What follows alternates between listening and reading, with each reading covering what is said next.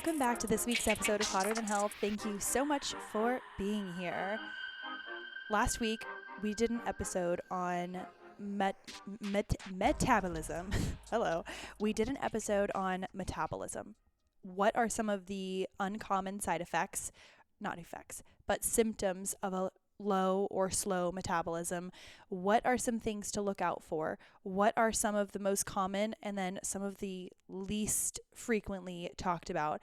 And that episode really, it made me look inward and really dive deeper into some of the things that I had been feeling, not just when it comes to thinning hair, but also when it comes to my circulation and some of the ways that I process. And I know that I come off as lean and strong, and I definitely work hard for that physical shape, but I definitely know that weight gain is not always just a symptom of low metabolism. And just because you don't feel like you need to lose weight or you don't appear like you need to lose weight, there still could be some type of underlying issue with your metabolism, and you can tell by other certain symptoms. The reason I didn't put out an episode this past week is because I really wanted to focus on the metabolism episode. If you have not listened to the metabolism episode and you're a female, I highly recommend giving it a listen, because when we think metabolism, we think food, processing, staying lean, energy, and there is so much more to it. We tap into hormones, we tap into all those things. Highly recommend listening to it, and if you did already, thank you. I hope you enjoyed.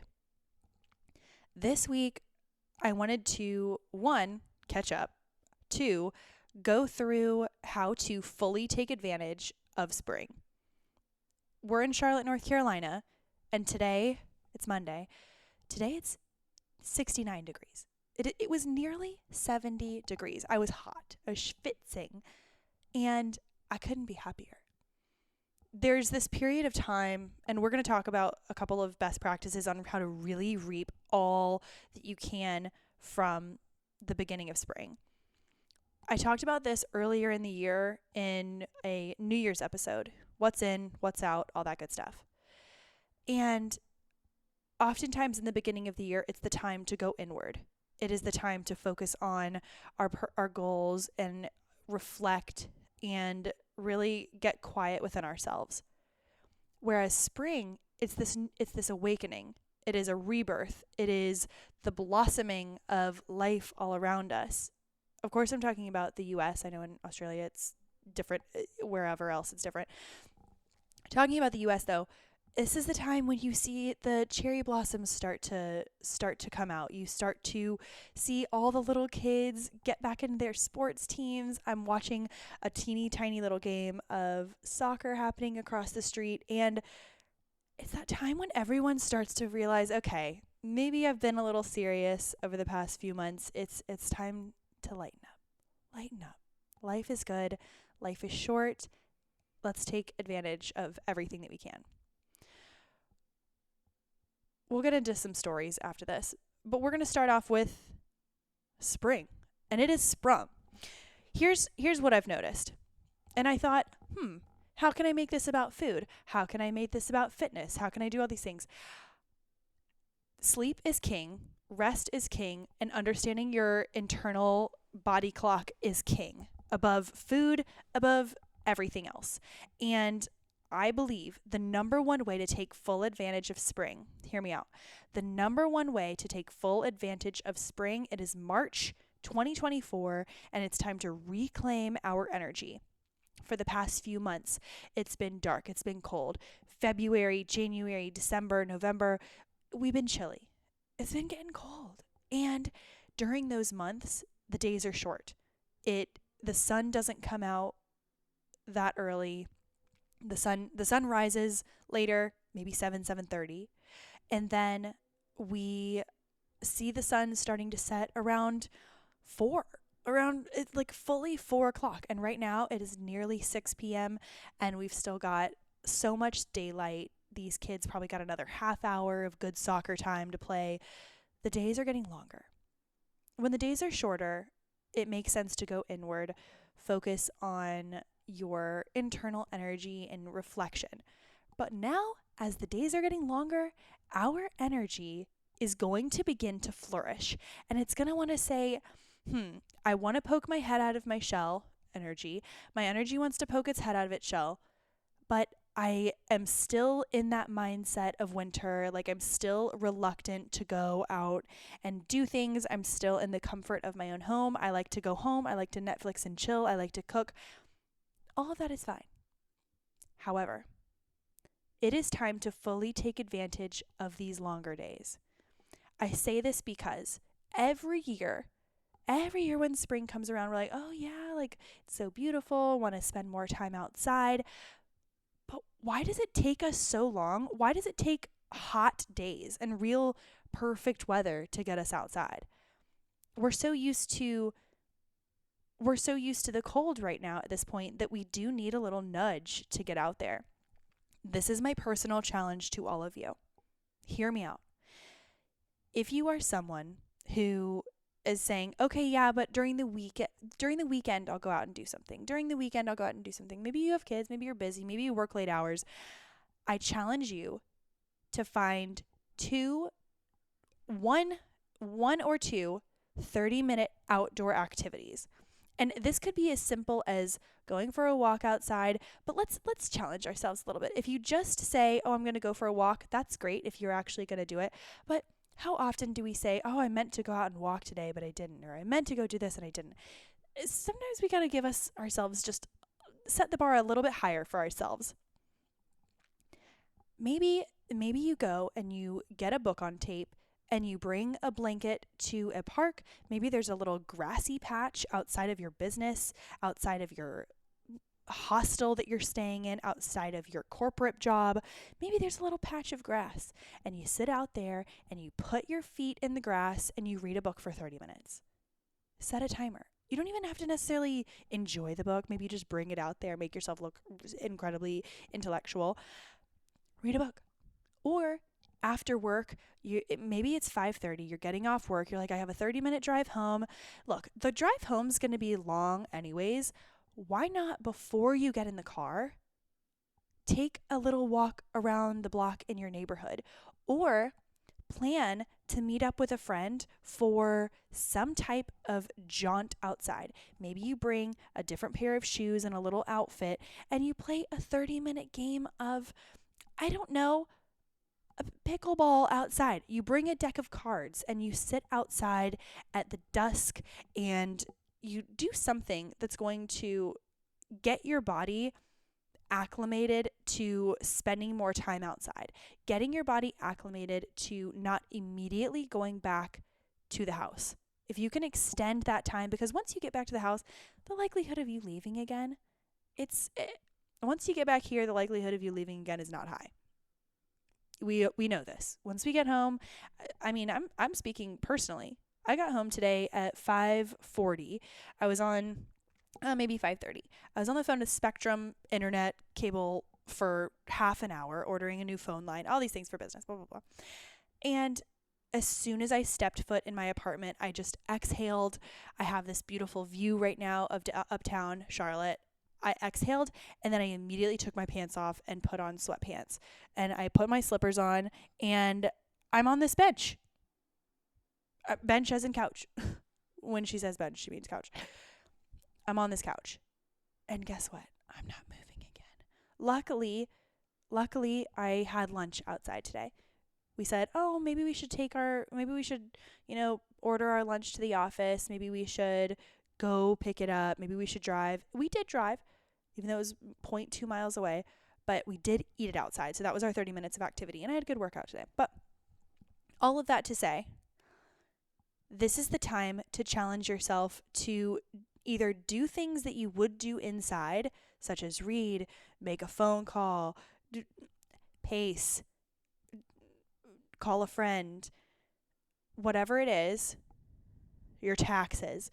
Maybe this is your sign to go do it outside.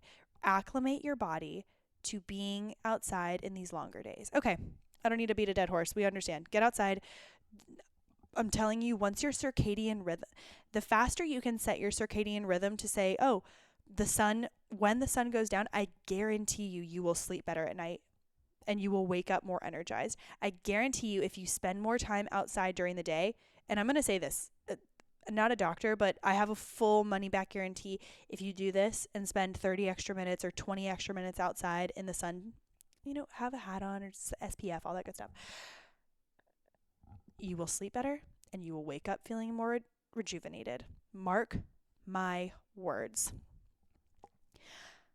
You know what I find is funny is when two of my favorite times of the past year have been on scuba diving trips. And not scuba diving trips, but trips where we had scuba diving as part of them. A couple weekends ago, can't believe it's already been almost 2 weeks, one of my dearest friends got married to the love of her life in Mexico, in Sayulita. It was so much fun. I cannot even express the joy that was felt by every single person there. This was the best wedding I've ever been to. When I say best wedding I've ever been to, it is because it was also a vacation for everybody. She was so intentional in the way she planned this that, look, my friend can do no wrong in planning. She is so thorough and just naturally has great ideas and is so creative. But the focus was like, hey, I just want everyone to enjoy it and be in the spirit of love and be surrounded by people that she loves. We had a boat day where we saw humpback whales everywhere. And look, I am all about aquatic life. I genuinely was excited about this, but I didn't think it was going to be like the main event of the day. When we were in Sayulita, when we got on that boat, oh man, people were crying. There were 200 people on this boat. No, I'm sorry. There were almost 100 people on this boat. There were tears because these majestic creatures were so incredible. Yes, we're done talking about spring. We are now into a mini story about this wedding weekend. And there were humpback whales. If you ever get the chance to go down to near Baja towards Mexico, highly recommend going in sometime in February because it is gorgeous. The weather is stunning. Not a drop of rain. It wasn't incredibly humid, but it was still warm throughout the day. And there were whales. Not only were there whales, there was also a day where we had basically free reign to do what we wanted to do. There was a big group of us, like 22 of us, staying in this gorgeous, beautiful house. And when I tell you, I woke up, okay. We had been wanting to figure out a way to get another scuba diving trip in, because if you heard the episode about night diving and scuba diving, please stay for the story. If you're like, oh, she's going on another tangent, I'm telling you, you want to stay for this. You want to stay for this story. Oh my God. This is such a sin to be talking like this, but it is just gonna be the way it is. We had a trip in December. We were in Indonesia. I got scuba certified, coolest experience ever. And we had this night dive, and go back and listen to it. I think it was an episode back in, it must have been early January. Wow, it was quite an experience. Most terrified I've ever been in my life. Oh my God, but got through it. All good. That was scuba within itself. My first real experience. And I was a little apprehensive to go scuba diving again in Mexico because I thought, okay, the last time I went, I was with my guide. I had my boyfriend next to me. He's amazing at scuba diving, so I knew I had him. I had like 2 teachers. No, I had more than 2 teachers around us. I had other pros who, if anything happened, like I was surrounded by people who just knew. This time, I knew I had my boyfriend, and he's an amazing scuba diver, so I knew I had him, but I was like, I don't know if I trust these instructors yet because I don't know them. In the past, I had gotten to know these people a lot beforehand during the sessions and the teaching and in the pool course. This time it was more, hey, here's a quick rundown, strap it on, and they knock you over. They kept, you put on your wetsuit. And by the way, putting on a wetsuit, not the most comfortable thing. Like, you're really squeegeeing yourself up. It never feels like it's up in your crotch enough. And then you zip it all in the back, and then you're all good. But the water there is cold. We get on this boat. It's just my boyfriend and I, and there are four other people, two of which are getting their certifications for the first time. And we're like, yeah, we're so excited for you. They're doing it solo as individuals, but together. And it's their final day. They're going in to get their certification. So exciting. The other two, one had been scuba diving like 50 times. She was great. She loved it. It was her passion. And the other girl said, yes, I've definitely been, from the Midwest, really nice girl. I think she was maybe a few years older than me. And she said, yes, I've definitely been scuba diving before. Here's my certification. And I was like, oh, nice. But I was a little nervous. I thought, wait a second. Everyone on here has been scuba diving a bunch, and I'm nervous that I'm not going to know what to do, and I'm going to hold them back. I never want to ruin someone's trip for being the person who can't figure out buoyancy, or something goes wrong, or I get snagged on something, or I freak out and I have to come back up.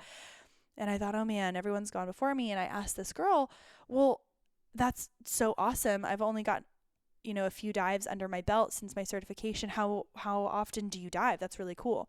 You're in the Midwest. Like, how often can you do that? And she said, oh, well, I got my certification, then I scuba dived about 6 times, but it was 7 years ago. And I thought, that makes me feel better. It seems like we are maybe more on the same boat. Like, that's great. You want to go together. We'll be next to each other. No worries. We'll be great. And either way, we set to sea.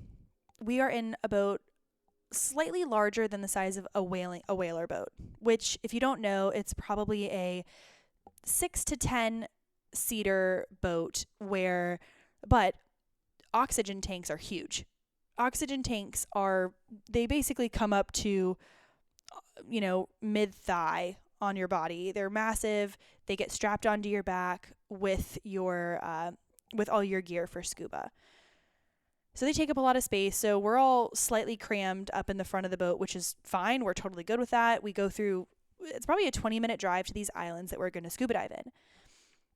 On our way there, we see 2 whales. We are so mesmerized. We're like, oh my God, this is incredible. Waves are getting pretty big, and they're starting to lurch the boat. And the instructors are like, this is normal, but I myself don't like speed, and I don't like big waves. It's not a good combo. I'm a little nervous, but even my boyfriend, who's like a thrill seeker extraordinaire, never gets scared of anything. He was even like, dang, I've never seen waves like this. Of course, he's not scared, but he's like, I'm observing this. And then we turn to the back, and my girl from the Midwest is green. Girl is green. And I thought, oh, dang, she's getting boat sick. That is such a bummer. It's no fun. But when the boat stops and we go scuba diving, it pretty much stops almost immediately. If you've ever been car sick or if you've ever been seasick, it subsides pretty quick once you reach land. Or once you splash in the cold water, you feel much better. We also didn't realize that not only had she not been scuba diving for the past 7 years, she also was prone to incredible bouts of seasickness, and had also been experiencing Montezuma's revenge, if you will, which, if you've ever been to Mexico, they tell you don't drink the water for good reason, because it will exit you from one end or the other, sometimes both. I'm not going to get into the whole story of how about 50 people in our wedding party needed IVs, doctors, steroid shots in their butts because of a crazy virus that spread across the wedding. Some people couldn't even go to the wedding. It was bad. So the city that we were in was getting rocked by this virus. Everyone's fine now, but I mean, we were getting rocked. So we did not know that this girl was prone to seasickness, hadn't scubaed in 7 years, so likely was a bit nervous, and was struggling with extreme explosive diarrhea, for lack of a better term. We're all getting suited up. It's our first dive. We're excited. They're putting the gel in our goggles so they don't fog up.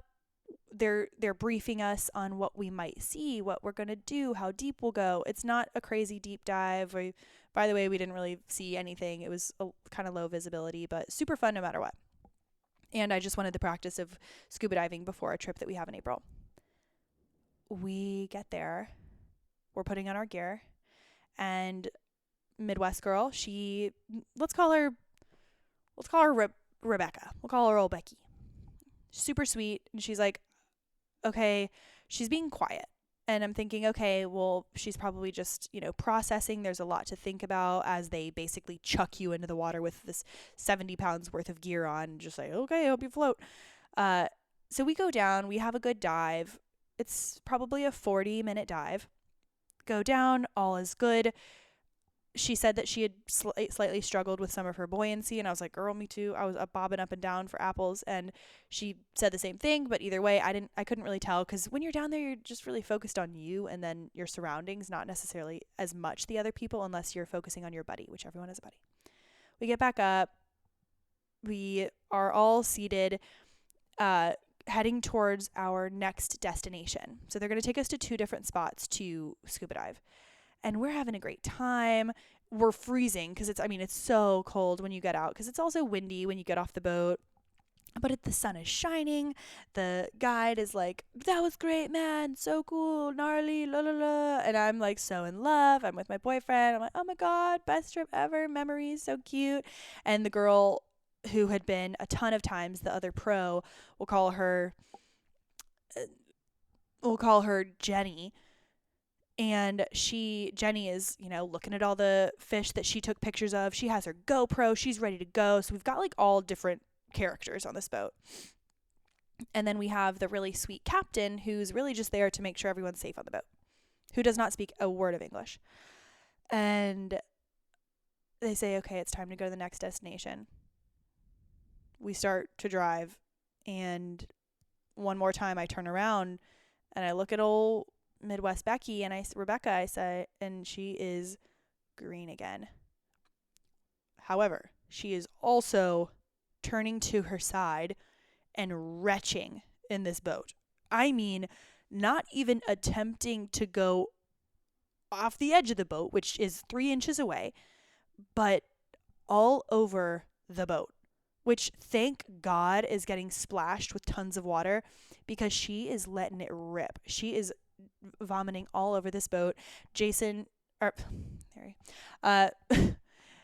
me, and the other pro girl are sitting up in the front, and we're trying not to say anything because we can already see the instructors are dealing with her, and we don't want to embarrass her, so we're trying not to stare and be like, oh my god, what's going on, or gross.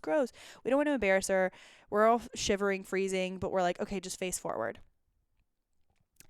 We then get to a spot. They point out the spot. They're like, oh, we're not too far away, but if you're in the front of the boat, please look at the whales ahead.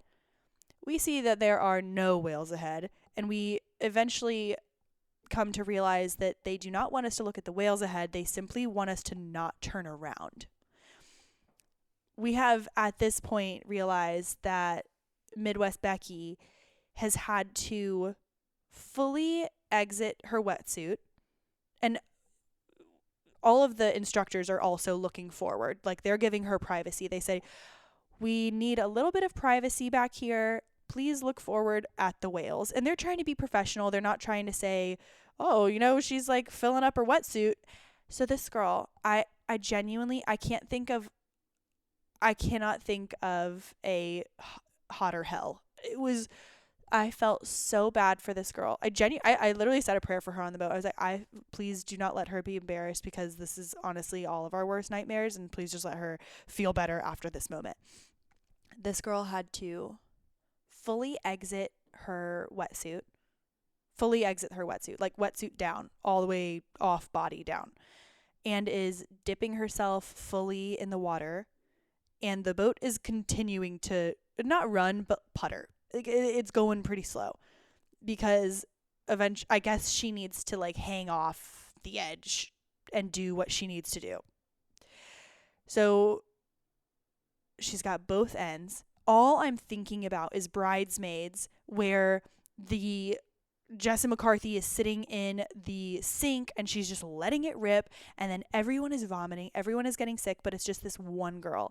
And I felt so horrible for her. I felt so horrible because she was so sweet. She was a nurse. She was a nurse. And I was like, you deal with the most horrific situations on a daily basis, and this just so happened to happen to you. I felt so bad. And I really honestly hope she was feeling better, because we eventually got to our next point. She had somehow zipped herself back up. I don't know what was left, what kind of residue was left. I hope that maybe they just gave her that wetsuit as a souvenir. We got to the next point and we slowly turned around. We're like, okay, it's safe. We all chuck on our gear real fast. I was contemplative if I wanted to do that dive. And then the next one, I was like, yep, definitely don't want to sit here and potentially get vommed on. And I'm so glad I did. We got back to the boat. She did not come on that dive, clearly. She was going to contemplate life a little bit on the boat while the three of us went to dive with that dive master. We came back 35 minutes later and she was gone. She was gone. I was like, did y'all chum the water with her? Where did she go? And eventually, I guess they said that some marshal had come to pick her up and take her back to the shore. We saw her at the shore when we got back, and she was like having a beer. She was cool, and she was hanging out with us. And then eventually she went home. Anywho, all of that to say is Montezuma's revenge. Do not drink the water in Mexico, but have the best time in Mexico. So much fun. Great snorkeling. On the way back, on the boat ride back to the van, we saw about 100 dolphins, and it was such a phenomenon, and I genuinely believe that it represented love. Dolphins are such magical creatures that you cannot look at them and think, I love you. You must think I love you. It's just what it is. Dolphins, if you meet someone and like, yeah, dolphins freak me out, or I don't like them, or dolphins are ugly, or they're not my thing. Why? They're angels. They're dreamy, beautiful, slippery sea creatures. They're so cute.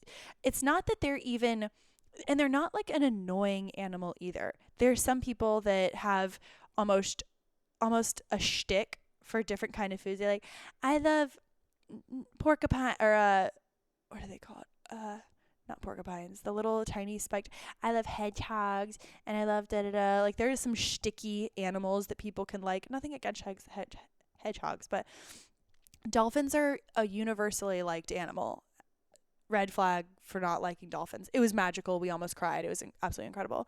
Surrounded by pods of dolphins, and they were basically as close as you could touch. We saw the little calves on top of the mom dolphins. So cool. I couldn't even believe my eyes. The wedding was incredible. Our friends looked so amazing and happy. It was at a polo lounge. They had the most incredible first dance. I was crying.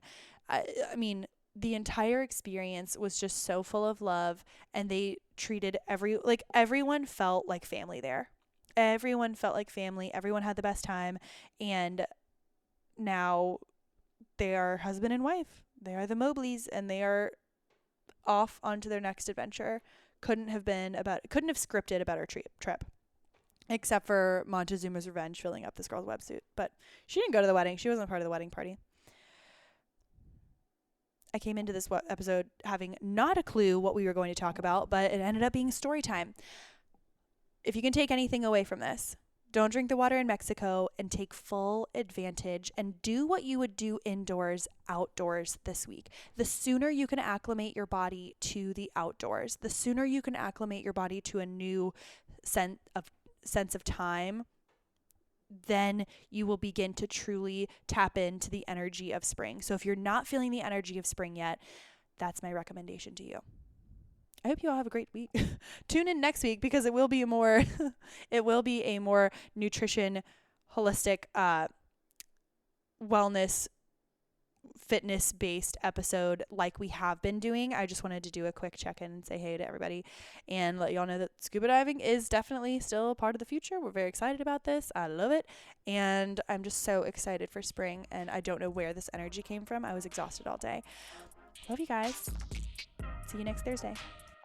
Next week's episode is also brought to you by Organifi. You know it, you love it. And when I tell you that so many of us on our trip to Mexico were drinking Organifi. My entire casita was every single morning drinking Organifi. And let me also tell you, I do not think it's a coincidence that we were also the house that got sick the latest. Everyone on our trip ended up getting a virus, but ours absolutely was the most minor, and we stayed the most hydrated, and we didn't get it in a gastrointestinal way, if you catch my drift.